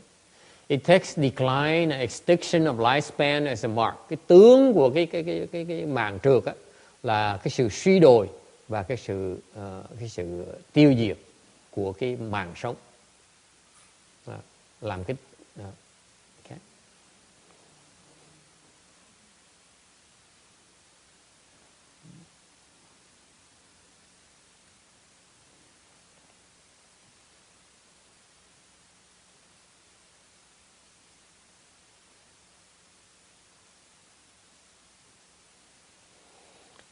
And the inner life turbidity, both the cause and effects are inferior. Cái trong cái màng trược á, thì nhân quả nó đều là hạ liệt. Tại sao? The cause are the view and the thought turbidities. The cause for the life turbidity are basically the view and the thought turbidities. Cái nhân của cái màng trược á, là do cái kiến và cái tư tưởng trược. And the view, thought, illusions are the causes of feeling retribution. Và cái kiến excuse me. Và cái kiến và những cái tư tưởng mê hoặc đó là những cái nhân cho cái thọ, cái quả thọ. And the effect is that the living turbidities are coarse, miserable, and the five skandhas are the effect for birth. Và cái quả là chúng sanh trược và nó thô và nó khổ sở, và ngũ trược là cái quả của cái kết quả của cái sinh. In the life turbidity era, the lifespan will not exceed 100 years on the average. Trong cái màng trược thì màng sống không có hơn 100 năm. That's our era right now. Cái thời buổi chúng ta bây giờ như vậy. Right now, our average lifespan is around 60 years. Thì bây giờ khoảng chừng 60 năm. Average lifespan. Okay?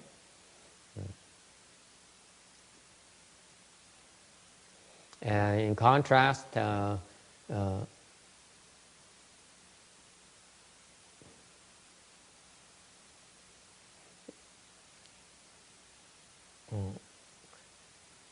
In contrast, the living beings in the Western Bliss Pure Land have measureless lifespan equal to that of the Buddha himself.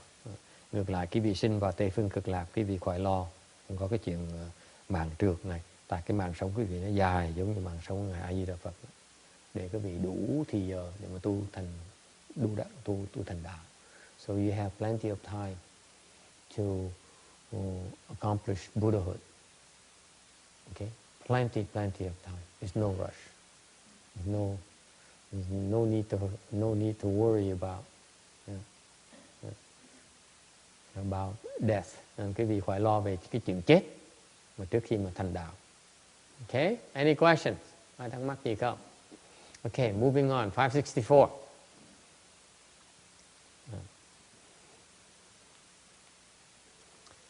And the Buddha says he has explained this Pure Land Dharma door in the whole world, meaning all the 9 realms of the 3 lower realms of the hungry ghosts, the animals, and of the hells realm, those 3 lower realms. Or you can call the 4th lower realm as the asuras, okay, where they are immersed in fighting and anger, to be the lower realms.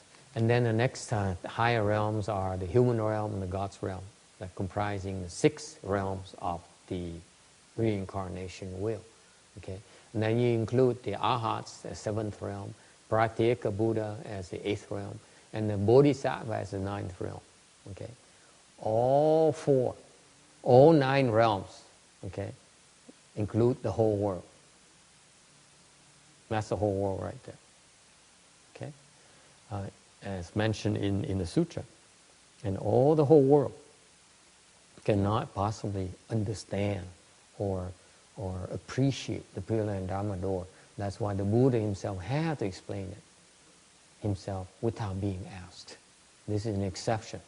Most Buddha Dharmas have to be requested before the Buddha will explain it. But this, in particular, the very few exceptions. Is the Pure Land Dharma door where the Buddha has to explain, because no one knows how to ask for it. Okay? Thành ra tất cả thế gian này nói về cái 9 cái cõi của 4 cái cõi ác thú là súc sanh, ngạ quỷ và địa ngục và Atula. Atula cũng thường được coi là một cái ác thú, là tại vì Atula khổ sở lắm. Họ đấu tranh, họ giận dữ, họ không biết, họ thiếu cái sự sung sướng, thiếu hạnh phúc. Rồi xong rồi cái cõi thứ 5 là cõi người, nhân gian. Cõi thứ 6 là cõi trời. Thì 6 cái cõi đó gọi là cái vòng luân hồi. Rồi khi mình thoát cái vòng luân hồi thì lên cõi thứ 7. Cõi đầu tiên hết là cõi người A La Hán. Cõi thứ 8 là cõi Bích Chi Phật. Cõi thứ 9 là cõi Bồ Tát. Thì 9 cái cõi đó gọi là tất cả thế gian. Thế gian là gồm 9 cõi đó. Thì cái cõi thế gian là tất cả những người trong 9 cõi đó, những cái chúng sanh trong 9 cõi đó không đủ cái trí huệ để hiểu về cái pháp môn tịnh độ. Thành Đức Phật phải tự giảng cái pháp môn tịnh độ mà không cần người hỏi. Thông thường Phật pháp phải được thỉnh mới giảng. Lần này Phật là làm cái trường hợp ngoại lệ, là giảng cái pháp tịnh độ mà không cần người ta cầu thỉnh. There are 10 things that are difficult to believe. Có 10 cái điều mà khó khăn, mà khó tin.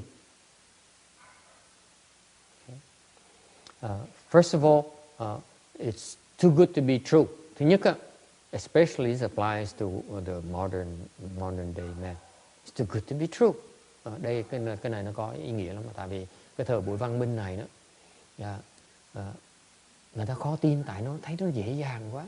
I remember talking to a bhikshuni from the Hinayana bhikshuni, and she discovered our rebirth dharma. Tôi lần này tôi nói chuyện một cái sư cô bên Nguyên Thủy đó, bàn về giảng cô về cái pháp và vãng sanh này. Tôi nói là cái vãng sanh này mình phải cần làm như mình mới vãng sanh. I explained to her what it takes to obtain rebirth to the Pure Land. Okay? And so he said, wow, if that's case, can I take advantage of the Dharma? Thì cô rất là sung sướng. Cô thích thú, cô nói, như vậy con có thể lợi dụng cái pháp được không? Được chứ. I said, of course you can. So you take advantage of the Dharma because you're older. It's too late for you to try to cultivate now, to obtain liberation by yourself. Tôi nói sư cô bây giờ lớn tuổi rồi, mà cô mà tìm cách mà giải thoát, tìm cách đắc giải thoát đó, mà thì nó khó quá, bây giờ nó khó quá đi. Lớn rồi, hết sức rồi. You're getting old. Your strength is declining. Your stamina is declining. Therefore, it's virtually impossible for you to obtain liberation now. Okay? So you have to invest in the Pure Land Dharma door where you rely on others' strength to obtain liberation. Thành ra tôi khuyên cổ nên lợi dụng cái pháp tịnh độ để dùng cái tha lực để mới đắc giải thoát. Mình không đủ sức tìm cái người khác giúp gì đó. It's that simple. Buddha Dharma is very straightforward. You can make it, we teach you how to make it on your own. You can't, then ask for help from others who can help you. That's what Buddhism is about. Don't be so proud. So I told her, say, you can ask for help. And this is what the Pure Land Dharma door is about. The true Pure Land Dharma doors is meant for people to cultivate in order to develop the strength to help others. Cái pháp môn tịnh độ là cái pháp môn nó cố ý là cái người mà tu pháp môn tịnh độ chân chính là cái người mà muốn phát triển cái lực để mới có thể giúp người khác đắc vãng sanh. Okay? So she bought into the concept and she said, "Wow, this is incredible! I don't have to do anything. I don't have to do much to have a good chance to obtain rebirth to the Pure Land." And sư cô rất là sung sướng. Sư cô nói tại sao mà con không cần làm gì hết mà có thể có cơ hội đắc được vãng sanh? You really think so? Cái vị nghĩ là không cần làm gì hết. You really think you didn't have to do anything? You really believe that? Cái vị thực sự nghĩ như vậy hả? She has to give it flat. She has to believe it. She has to believe it's possible. If you want to go there. And she has to do it. She has to do it. Right? Now, cái vị đừng nghĩ nó dễ nha. Đừng nghĩ nó dễ. Don't think it's that easy. It's not. Number one. Hi, come in. Oh, come in. Okay. Welcome. Come in. Do not think for a moment it's easy. It's not easy at all. It's not easy at all. Trust me. For this particular lady, she had to believe it's possible. Okay? Cái sư cô này, cái chuyện mà come in. Welcome.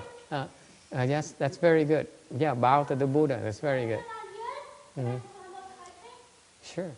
Yeah.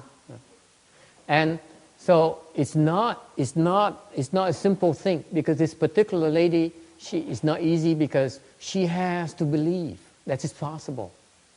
You know, I can tell you most of your friends do not believe it's possible. They would think that it's just a superstition, right? All your friends think so. They think this is superstitious. How can we modern people aspire for somewhere so far away you have even no postcard has been sent back, okay? And you have no proof whatsoever, no scientific proof whatsoever. How could you possibly believe that such a thing exists? It's nonsense. They laugh their head off, right? Yeah. And that's very difficult. It's not that easy because it's too good to be true. We are all rational people. We are all educated people. How can you possibly believe something without any proof? It's too good to be true. Yes? Well, it's a funny thing. The first time I read it, a long time ago, Yeah. instantly, as soon Yeah. We're talking about, cái chuyện này quý vị đừng nghĩ nó dễ đâu nghe, tại vì nó khó dễ sợ lắm. Tại vì người thời đại văn minh này, khi ta nghe nó cái chuyện vãng sanh, nghe nó cái chuyện Tây phương cực lạc, người ta cười từ ngất. Mấy cái bạn ông này, ông nói đó, bạn cái ông da trắng này nói là không ai tin hết đó. Ông nói bạn ông không có ai tin, ai cũng cười ngất hết đó. Okay. Mà cái sư cô này nghe một cái là tin lập tức. Okay. And so the faith is very hard to come by. That's the first requirement. You need to believe it's possible. Okay? You don't believe it, there's no chance. There's no sense in proceeding. You have no chance whatsoever. So faith is very difficult. It's not that easy. It's just, okay? And once you believe, you have to want to go there.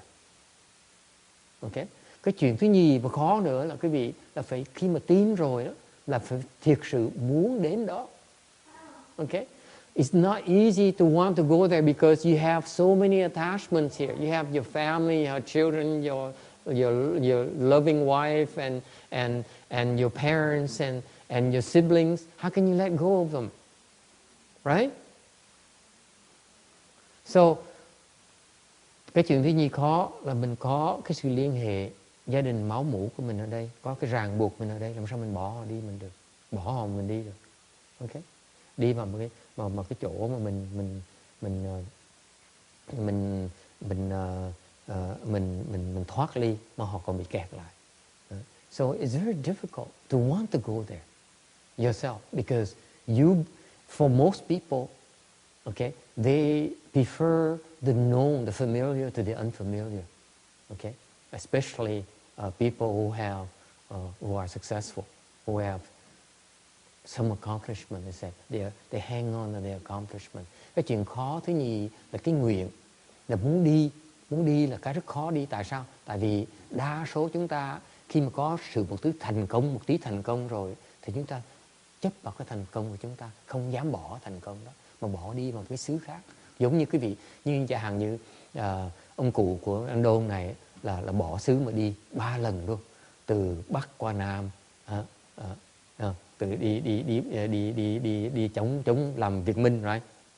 chống Tây, chống Nhật, xong rồi bỏ để mà xây cái nước Việt Nam ở bên xứ Bắc, xong rồi từ xứ Bắc rồi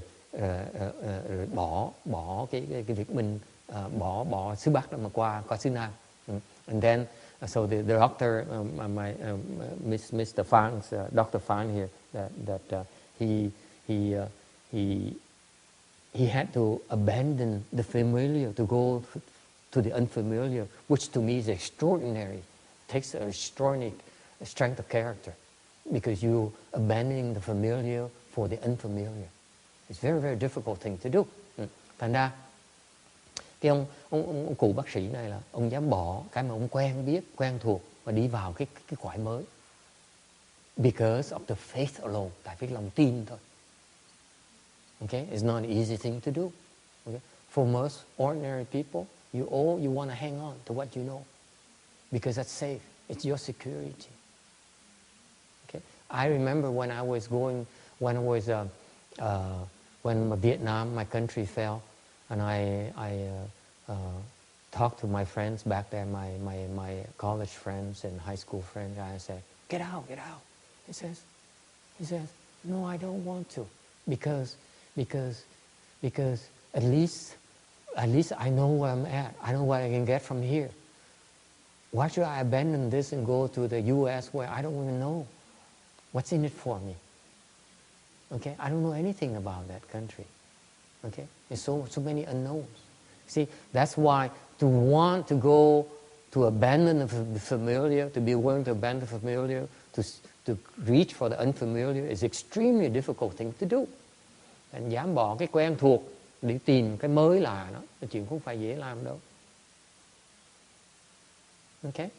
And number 3, the third degree of difficulty, because in the context of too good to be true, is that the third requirement for rebirth is that you must do something. You must take action. You can't talk about it. Okay? Cái khó khăn thứ 3 của pháp môn tịnh độ này, vãng sanh, được đắc từ vãng sanh là mình phải làm cái gì đó. Mình phải làm. What is it you must do? Mình làm cái gì bây giờ? You must create blessings for rebirth. See, people in the Pure Land who practice Pure Land don't understand. They say, I recite the Buddha's name. That's enough. Thành ra cái sự hiểu lầm của pháp môn tịnh độ bây giờ là người ta thì đồn nhau, ta nói là mình chỉ niệm Phật thôi, ta sẽ vãng sanh. I need to correct all of them. It's not enough. You need, it's a very deep and pervasive misunderstanding about the rebirth, Pure Land, rebirth Dharma door right now in the Asians, in the way Buddhism is practiced right now. They say, let's recite the Buddha's name and we obtain rebirth to the Pure Land. I say, baloney. The reciting of the Buddha's name is only a reminder that we should be creating rebirth blessings. And you cannot obtain rebirth until you have enough blessings. Thành ra cái chuyện mà cái pháp môn tịnh độ ngày hôm nay đó, Quả Ngân, người ta tu trật ở chỗ này nè. Quả Ngân với bạn Quả Ngân tu trật ở chỗ này nè. Ok, trật ở chỗ này nè. Là quý vị đồn với nhau là mình chỉ niệm Phật thôi mình sẽ đắc vãng sanh. Mấy thầy mấy cô nói như vậy nè. Tôi xin sửa đính chính lại quý vị. Và mấy thầy mấy cô cứ niệm Phật đi, cho tôi qua thì quý vị có đắc được vãng sanh là không? Cái pháp môn tịnh độ này á, là muốn vãng sanh á, ok? Đó. Cái điều kiện thứ ba là phải có cái hành. Có cái hạnh. Hạnh là gì? Hạnh là mình không phải niệm Phật đâu. Hạnh là mình phải tạo phước. Quý vị không hiểu lầm, quý vị hiểu lầm cái pháp môn tịnh độ rồi, không phải niệm Phật đâu. Biết bao nhiêu người niệm Phật mà đâu có đắc được vãng sanh đâu. Cái hành này là quý vị phải tạo cái phước vãng sanh. Nếu mà quý vị tạo phước, quý vị cứ niệm Phật đi, mà quý vị tạo chưa đủ phước thì đâu có ai đắc được vãng sanh đâu. Nó rõ ràng như vậy đó. Thấy chưa? Thấy sự hiểu lầm của pháp môn cái tịnh độ. Thành nay nó quá nhiều người thấy hiểu lầm, ta không hiểu được cái chuyện đó. Ta cứ nghĩ là cái niệm Phật đi. Tôi thấy biết bao nhiêu người niệm Phật đâu có đắc được vãng sanh đâu. Biết bao nhiêu thầy mấy cô đâu có đắc được vãng sanh đâu.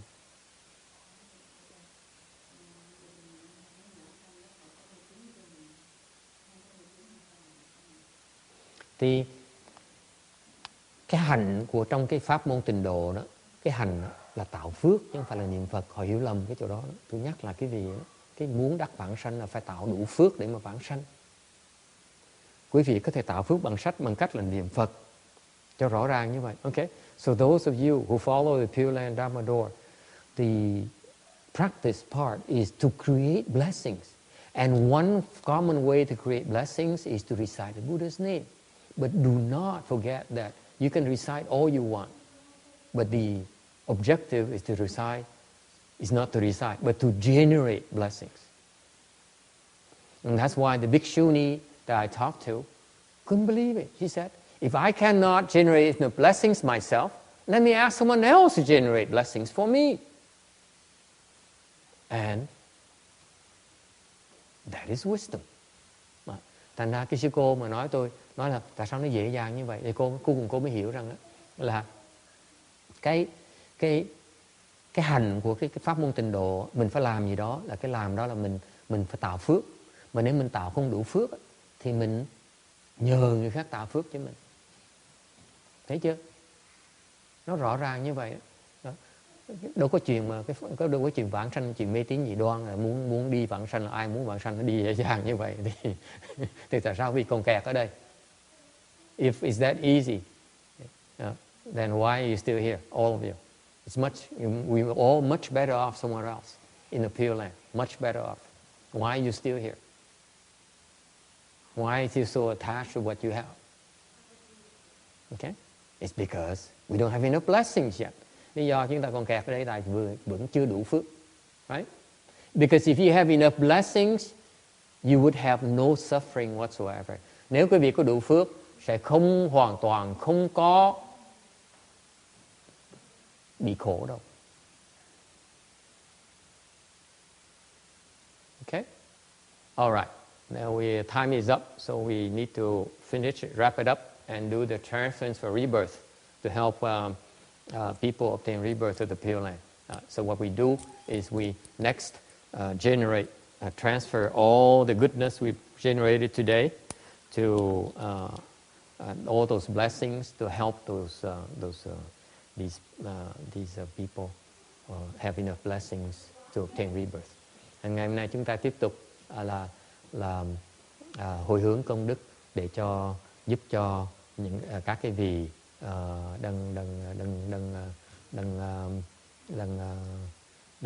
kẹt